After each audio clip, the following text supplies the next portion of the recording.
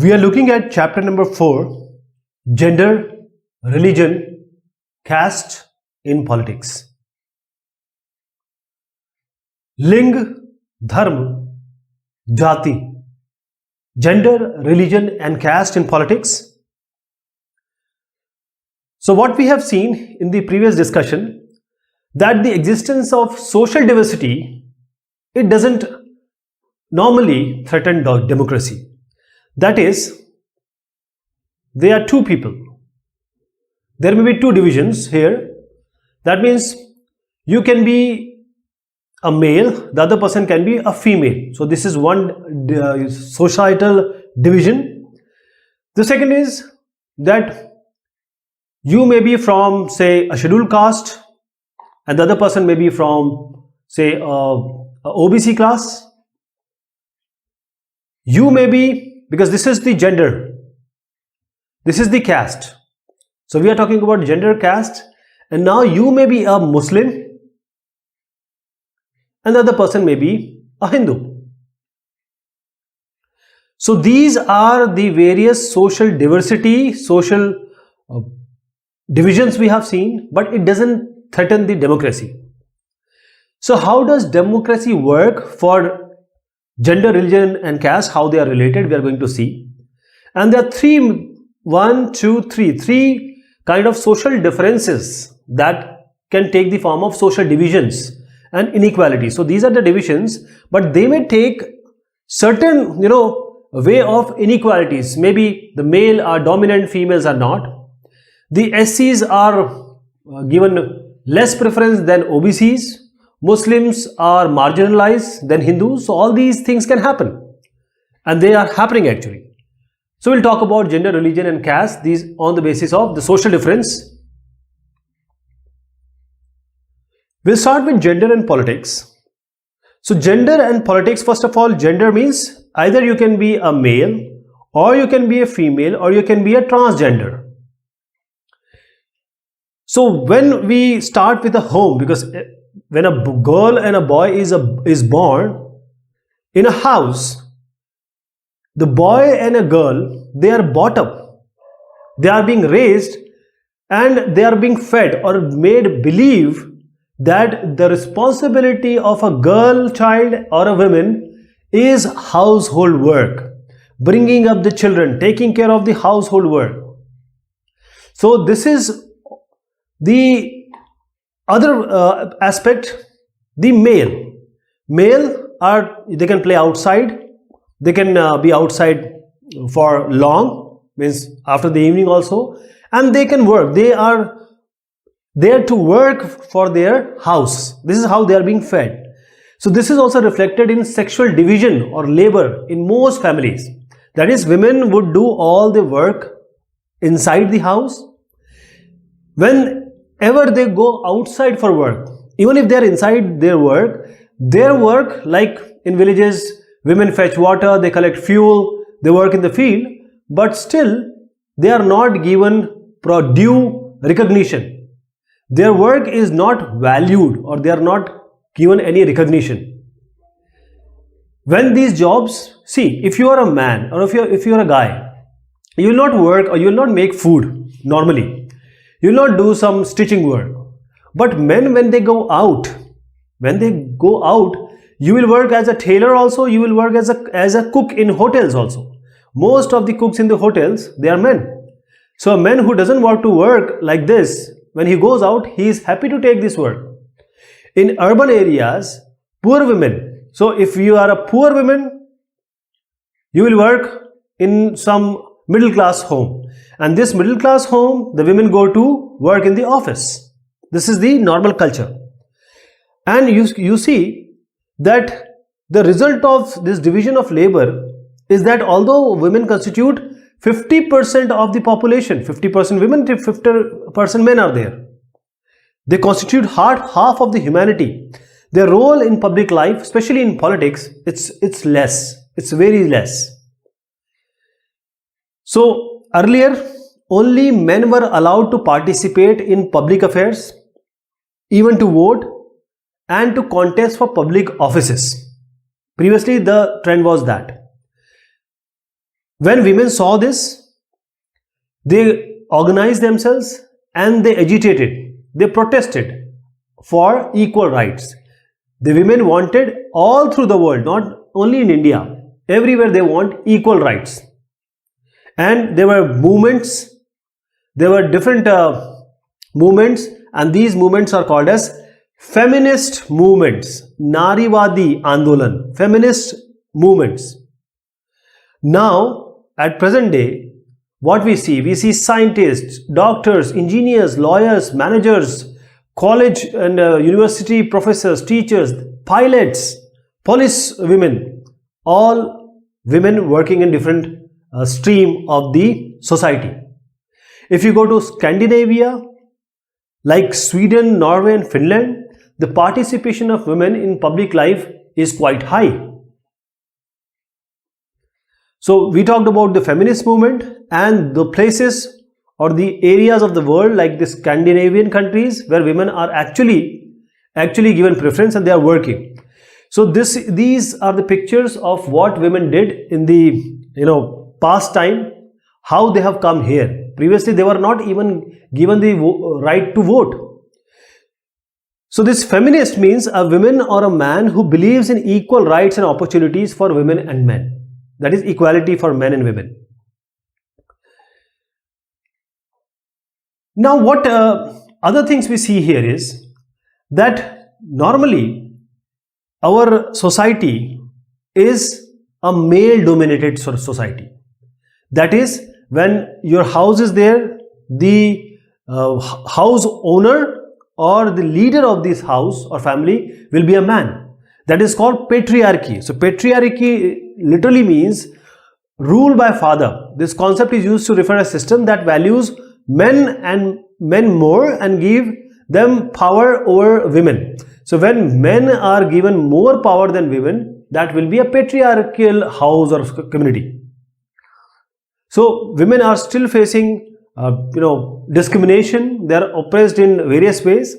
Let us give you some example. The literacy rate. So in 100 women, only 54 are literate, while in 100 men, 76% are literate. So there is a difference of almost 22% difference of the literacy rate. And what happens? First of all, women or girl child are not preferred especially in the rural areas to study. Once they study also, they are not given proper chance to progress. That is, even if they are getting good marks or even if they are very good at studies, the higher studies they don't go. They can complete the school, but they will not be pushed for the next level of the education. Why? Because generally in our society, men or boy child is the parents tend to spend money on the boy child rather than spending it for the girl child. So this is the first thing. Then what we see that when a woman or a girl, when she will only study till the primary education, in higher education the women is not going. So in the almost high places where the salary is high, you will not see women that much. Okay. One more thing is that even the women, when they are working more, they are still underpaid. Even if they work more, they are paid less than the men. So in almost all the area of work, whether it be sports, cinema, factories, fields, women are paid less even when they work exactly the same time, same work. The other thing is that the equal wages, as I said, that they are not being paid that much. Unequal wages are being given. And then we have the girl child, when they are about to born, in the womb itself, the girl child is aborted or they are killed. So this is how the sex ratio, Ling Anupat, is declining. It's declining. That is, on 1000 men, we need 1000 women. This is the ideal situation. But now, in many, because the general countrywide, we only have in 1000 men only 927 women. In certain place we find 850, in 1000 men 850 women only, and various places we find 800 also. So in a lighter note, what will happen to these 200 men? They will not get any women to marry. Okay, so this is the problem. Women are, because of the abortion that is going on, that is, parents prefer sons rather than having a girl child, because they are aborted before even she is born.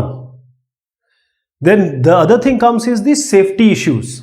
Women are not safe. They are not safe outside the house. Even inside the house also they are being beaten, or domestic violence is there. So this is also one of the very important aspect which women face. So what comes is that these women should be given political representation. That is, they need to have political representation,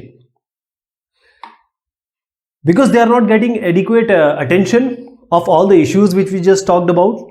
So the only idea to ensure that they are given proper attention is that we need elected representative as women. Mostly, we have 50% population of women. So why don't we need, if 100 are elected, 50 should be men, 50 should be women. We need that. In generally it is not possible, but still we want that. So the proportion of the women in legislatures, if you talk about Lok Sabha, if you talk about the Vidhan Sabha, the percentage of women being elected are very less. In Lok Sabha, it's less than 10%. That is, on 100 MPs, only 10 MP are women. Vidhan Sabha, it is even half of this, that is only 5%. In 100 Vidhayaks or MLAs, only 5 are women. So this is an alarming situation. Even when we have the Prime Minister Indira Gandhi as our Prime Minister, Chief Minister like Mayawati etc. and Sheila Dikshit, then also the cabinet they form, the Chief Minister or Prime Minister, it largely contains or consists of male, that is, male domination is there. So what we can do? We can, in the constitution we can give, some amendments can be done, or the rules or laws can be made. That is, one way is to solve this problem is to make it legally binding, kanuni taur pe, to have a fair proportion of women in the elected bodies. So we need at least 33% of women in Lok Sabha and Vidhan Sabha. We have done it in the Panchayati Raj. This has already been done. That is why in Panchayati Raj, more than 10 lakh women are represented, they are being elected in rural and urban bodies. Rural means the Gram Panchayat etc. Urban means the Nagar Palika, Nagar Nigam. So over 10 lakhs is represented because the law says that. So the women organization, various activists, they are demanding for this 33%, that is, they want that at least 1/3 of the seat of Lok Sabha and the Vidhan Sabha, that is the state assemblies, should be reserved for women. But there is a bill which is pending before the parliament more than decade, 15 years, but still the MPs are not interested in discussing even this matter. So now when the general this division comes, that if you are a female, right, you want representation, you will go to whom? You will go to the politicians, you will go to the government. So this is how the male-female gender division, this is a very unique and you can say a good example that some form of this social division of male and female needs to be expressed in politics, because we need this kind of reservation in our legislatures. So how this disadvantaged group like the female, they can be represented by political issue? This is possible through democracy and through the political representation. Coming to religion, communalism and politics. Let us now talk about another kind of social division, the division which is based on religious difference. For example, I am a Hindu, you are a Muslim, and our friend is a Sikh. So we are divided in different communities based on religion. Many countries, including India, we have followers of different religions.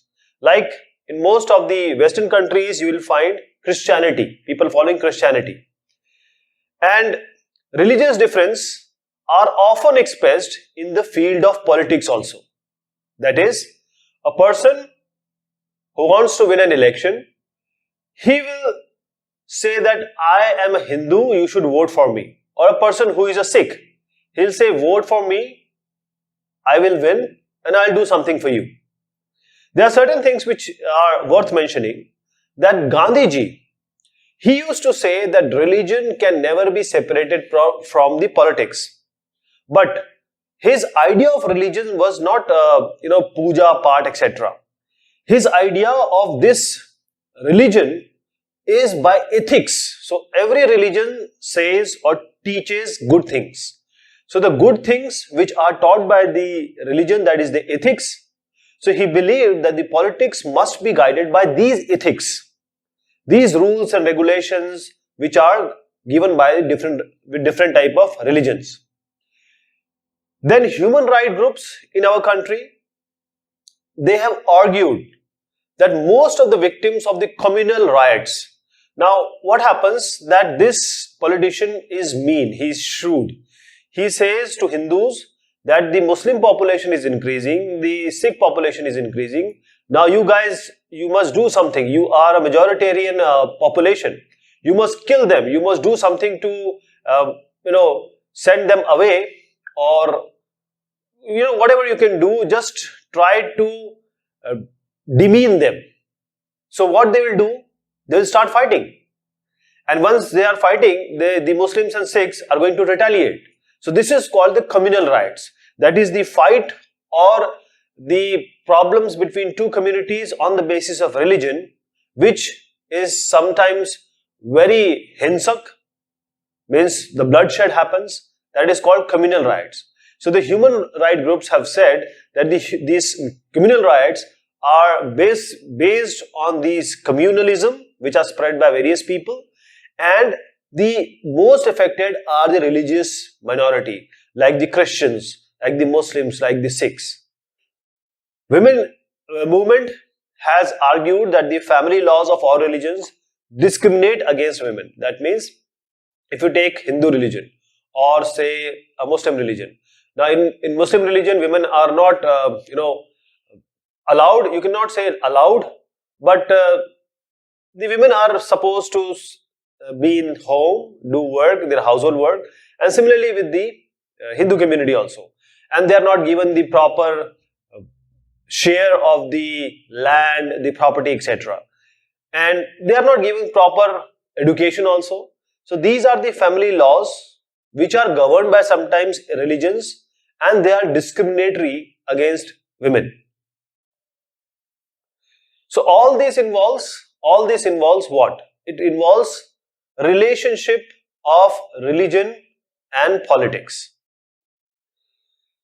So what we have to do?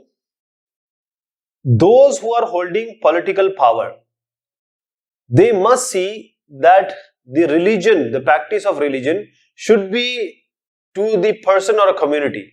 Now, if somebody is bringing this religion into politics and trying to discriminate or oppress certain kind of community, it should be prevented. It should be prevented.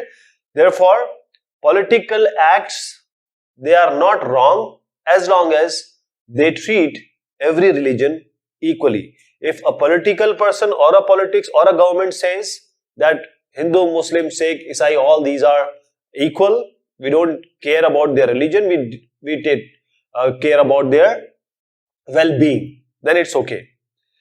So as I said, communalism, let us come back to this. The problem begins when religion is seen as the basis of the nation. When you say that I am going to make a Hindu Rashtra, or a politician says, let's make a Hindu Rashtra, or someone says, I want Khalistan, I want separate place for my community. Now here the problem starts when you want a place, you want a Rashtra, you want an area, a region, on the basis of religion, the problem begins here. This happens when beliefs of one religion are presented as superior. You say, my religion is superior than your religion. So, if my religion is good, when I am demanding these religious group is demanding certain thing, and it is good that if you demand something, but when you are saying that this religion is bad, now you must harm this religion or the people who are following this religion. So domination of one religion and stopping every other, or saying that other religions are bad, or these communities who are following these religions are bad and they must be kept away from the country or religion or jobs or say politics, etc. So the manner of using religion in politics is called communal politics. Then this communalism can take various forms in politics. First is that, let me tell you one more thing. Communalism leads to believe that people belonging to different religion cannot live as equal citizens. As I just said, that if I am from religion R1 and if I am saying that my religion is the best and I can only live in this country, another people who are following religion 2, they should not be living in this nation. They should be thrown away from this country or this region. Right? So what will happen? Either one of them has to dominate the rest, means they are going to fight, of course, or they will want a different nation.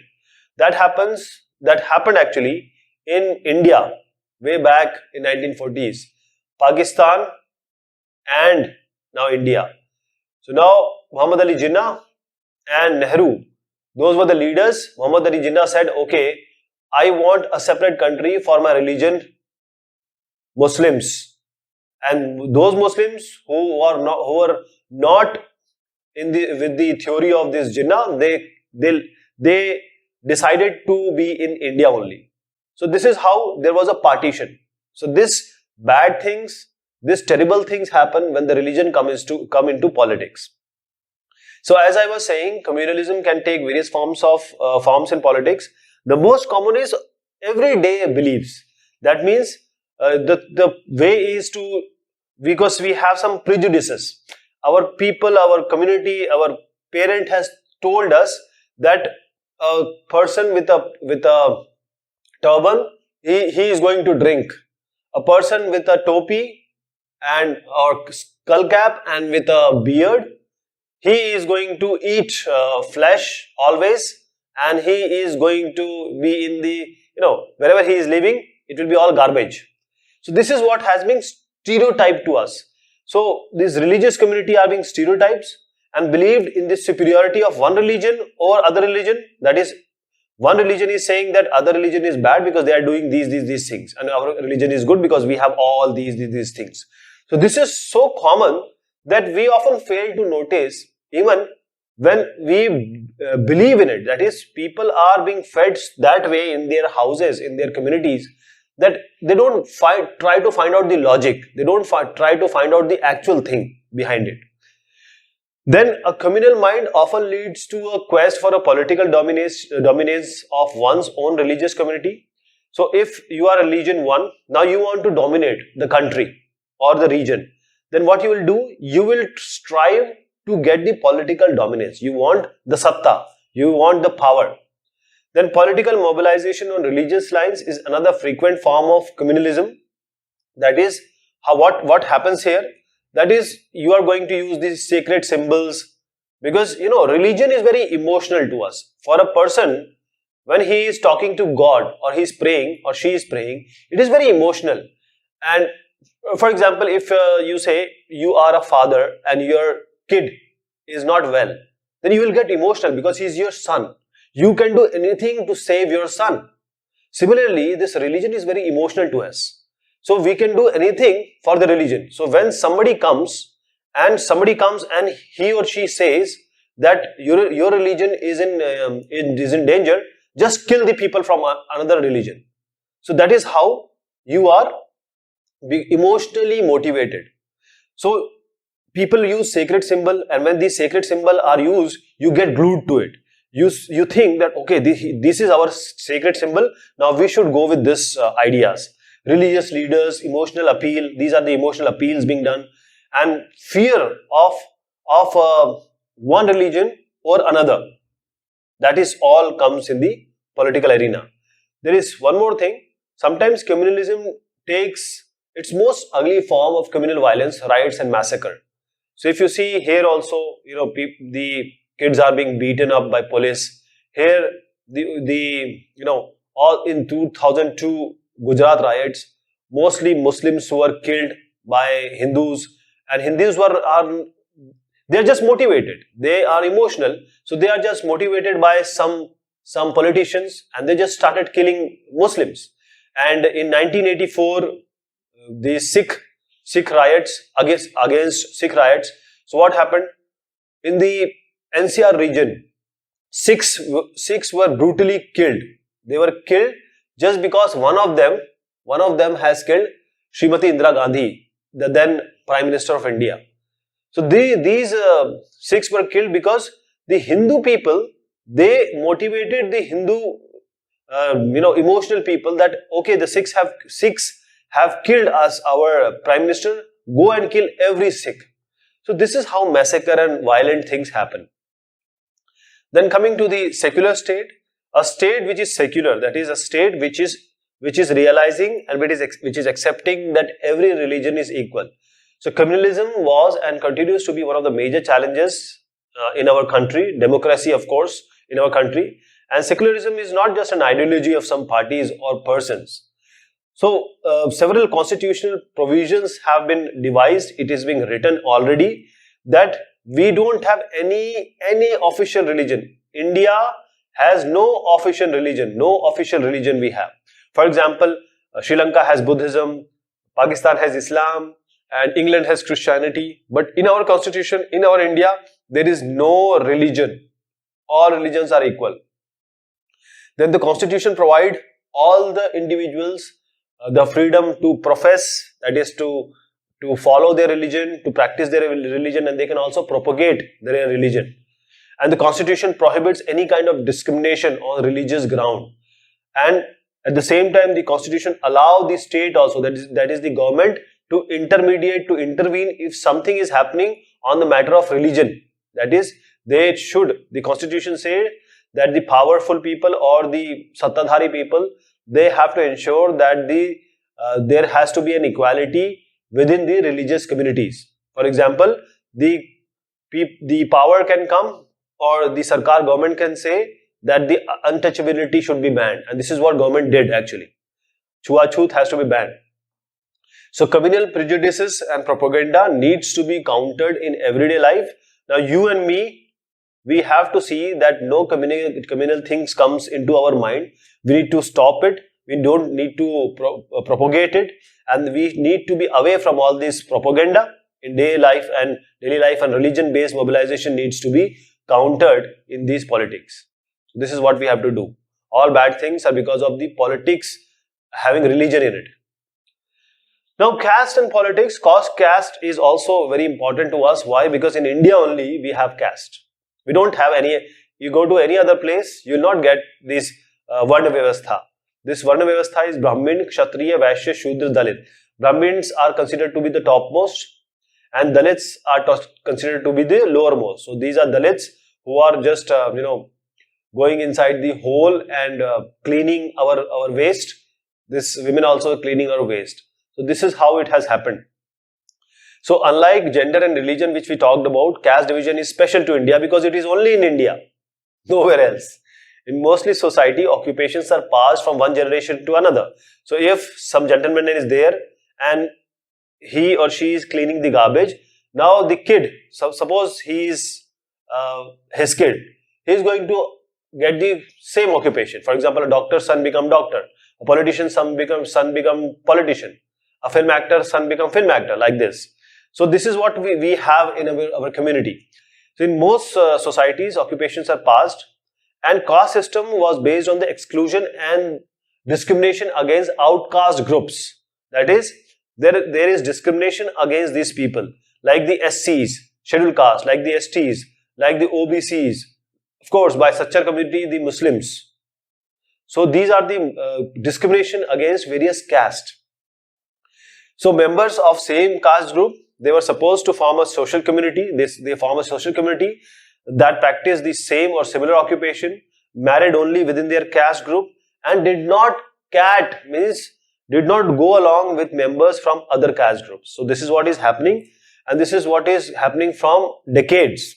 So caste system was based on this exclusion and discrimination against the outcast group, and these are called the outcast group. And they are subjected to inhuman practices of untouchability. So if the person is cleaning your waste, the Brahmins, Kshatriyas, etc., they will not be touching him, or even if he is there, she is there, they are not going to be in the vicinity of this person. So partly due to their efforts and partly due to the socio-economic changes, caste and the caste system in modern India have undergone major changes, great changes. Let me tell you about the population. The Hindu population is 80.5 around, and this is changing, it remains around 80, you can understand like this, 80 plus. Muslims around 14, so sometimes it goes to 13.8, sometimes it goes to 14.2. So these are the population. Christian population is around 2%, Sikh population is around 2%, and other minorities are also there. So someone actually, here if you see, it is being given that someone propagated this idea that the Muslims are increasing, and after some time the Muslims are going to be in the majority and Hindus are going to be in the minority. So just start, just stop them from growing and do something bad to them or any religious community, so that they don't prosper or they don't, the population don't increase. But this was by the giant people, the learned people, this was outcasted, that these all rumors are wrong, they are not that way. And one more thing which is very important to understand, that in whole country, Indian population, these SCs, STs, I'll just come to that is SC, ST, OBCs. So these accounts to 2/3 of the population, whole India. But in Hindus, it is all the SC, STs, OBCs, they are, I guess, 3/4 of the population. Hindus are of SC, ST, OBC. In total Indian population, their share is 2/3. How this caste system is changing? Because of the urbanization and the growth of literacy and education, the occupational mobility also, and the old notions of the Varna Vyavastha or caste hierarchy, they are breaking down. Because now in urban areas, it doesn't matter who is living next to you, who is walking with you, next to you, or who is even eating at another table. So you don't care. The millennials, the present people, they don't care about the Varna Vyavastha. So that is why it is declining. But still, if you go to interior parts, this caste system is still there, and this old aspect of caste inside our brain, inside our thoughts, they are still there. And effects of centuries of advantages and disadvantages, it can be seen today. For example, the caste group that has access to education under the old system, they have done very well in acquiring modern education also. And those groups who had no access to education were prohibited from acquiring it now also. They are naturally lagging behind.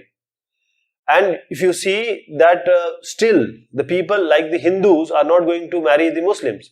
So this can even happen. But a Brahmin is never going to marry a Dalit. This will be a very, very big thing. Hindu marrying a Muslim, Muslim marrying a Hindu can be, accepted by some time. It is also very, very unnatural in our country. But Brahman and Dalit, they are getting married. So this is very, very difficult to happen. So now most people marry within their own caste or tribe. Untouchability has now ended completely, despite constitutional prohibition. So it is not ended. Untouchability is still there. So when the caste comes in politics, caste can take various forms. First of all, as the case of communalism, casteism is rooted in the belief that the caste is the sole basis of social community. So as we saw earlier that the Hindu, Muslim, Sikh, these are the basis of community, that is called the Sampradayikta or communalism. Now when somebody says that the Brahmins, the Kshatriyas and the Shudra, they form the basis of the country and the social community, these are the social community which will create a country. So that is the problem which comes. So caste in one aspect of our experience, but it is not only relevant. It is not, caste doesn't mean everything. Caste just means that we are born in that caste. So caste can take various forms. So when parties choose candidate in election, they always keep in mind that, okay, this is a place, we have Brahmins here, say 40% Brahmins. So what we are going to do, we will always, the parties will always choose a candidate who is going to win the election. So he will choose the Brahmins. So when government is formed, this is also seen that the representative should be there. This is the caste inequality today. These are the different statistics being given, and it is all still till now we still have some kind of differences, and we need to get it right in the coming years. So as I was saying, the political parties and candidates in election, they appeal. So as I said earlier also, that here you have Brahmins. So a Brahmin politician will come, he'll say, I am Brahmin, you must vote me. And some Shudra will come, that is the SC caste person, he will say, I am a Shudra caste, now you should vote for me. So that is how they try to prosper on the sentiments. They emotionally blackmail these citizens. Then universal adult franchise is there, that is one person will give one vote. So this has compelled this political leader to gear up to the task of mobilizing and securing political support. It also brought new consciousness among the people of caste that were hitherto treated as inferior and low. That means if a Shudra know that my vote is equivalent to a Brahmin vote, then only he will understand that my vote is powerful. So people will come to me to get my vote. And the focus on the caste in politics can sometimes give an impression that election is all about caste and nothing else. But this is not true. No parliamentary constituency in India has a clear majority. You cannot say you have 99% Brahmins here or 99% Muslims here. It will be a blend of society. It will be a blend of different castes. So every candidate and party need to win the confidence of more than one caste and community to win elections. And no party win the votes of all the voters of a caste of community. When people say that certain caste is a vote bank of one party, this means that large portion of that voters are going to vote for them. That is the only thing. And many political parties may put up candidates from the same caste. For example, if you say that I am a Brahmin, vote for me. So this is say a Congress party politician. Now the Bhajpa will come. They are going to field a candidate. CPI will come. The Mayawati party will come. And the Akhilesh party will come. So they will all field a Brahmin candidate. So everyone will ask for the vote from Brahmins. So these vote will be shared. Okay. So then it is not that only you will get all the Brahmins vote. And many political parties may put up candidates, as I just said, of the same caste. So some voters have more than one candidate from their caste, while many voters have no candidate from their caste. So the ruling party and the sitting MP or MLA frequently loses. If you see the Lok Sabha and the Raj Sabha has no elections. The Vidhan Sabha. So Lok Sabha, Vidhan Sabha, around one third of the population of these legislatures, they lose every time. So if they are good, if they are having the same caste with the others, why are they losing? This is just because if you don't work for the people, you are going to lose. So rich and poor or men and women from the same caste, for say Brahmin caste. So the rich and poor, or you can say the men and women, they will vote for some other person. This same Brahmin rich will vote for BJP. Same Brahmin from the poor will vote for say Samajwadi party. It may happen. Basic thing is the popularity of the politician or the leaders which matters. For example, if you feel an actor or a cricketer, he or she may win because of the star power they have. So politics, when it comes in the caste, when I said that it is not politics that gets caste ridden here, it is the caste that gets politicized also. So it can take several forms. This is how that each group tries to become bigger by incorporating within it neighboring caste or subcaste which were earlier excluded from it. So if you are a group, now you want to increase your strength. So the outcasted caste of the same you can say ethnicity, you will try to blend them with yourself just to increase your vote bank. And various caste groups are required to enter into coalition with other caste or communities, and therefore they enter into dialogue and negotiation. Because in India, if you see the scheduled caste, scheduled tribe and all these OBCs, they are living in a very marginalized situation. Even the Muslims are living bad than the SCs. So what happens? This, you can call them Dalits, okay? So Dalits along with Muslims. So some party will come and they will say Dalit and Muslim, I am a Dalit, but I am respecting Muslim also because they are also marginalized. So Dalits and Muslims, they come together. That is how it is saying that each group tries to form a bigger by making a coalition. So Dalits and Muslim will come together. This is how the thing is working here. New kinds of caste groups have come up in the political arena, like the BJP saying that we are following, or we are going for the forward caste group. Then there are people like Mayawati and Akhilesh. They are saying we are for the backward groups. These are the things which are coming up. So what we are trying to say here, that the expression of caste difference in politics gives many disadvantaged communities also a space to demand for their share of power. That is, in this sense, the politics has helped people also, say in the Dalit community or OBC community, in these castes to gain better access to decision making. So if they are choosing their people and they are forming a government, they will get benefit out of it. The rules, regulation and niti and policy will be made for them only. And therefore politics based on caste identity alone is not very healthy in a democracy. So all things should be there. Religion, gender and caste, they should be there in politics, but they are not politics.